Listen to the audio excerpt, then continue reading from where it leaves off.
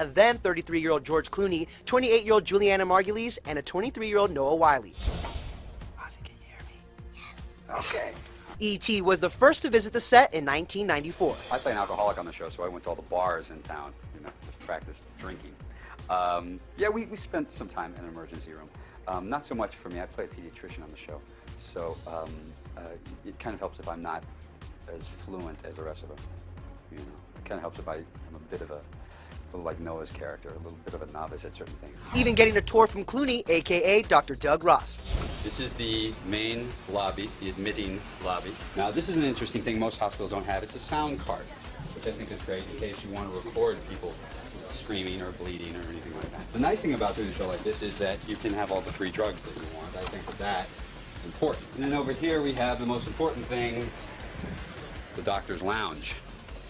If you follow me, you'll see why this is one of the more important elements. True doctor's lounge. Oh, it's key. Medical garb. Green for aliens.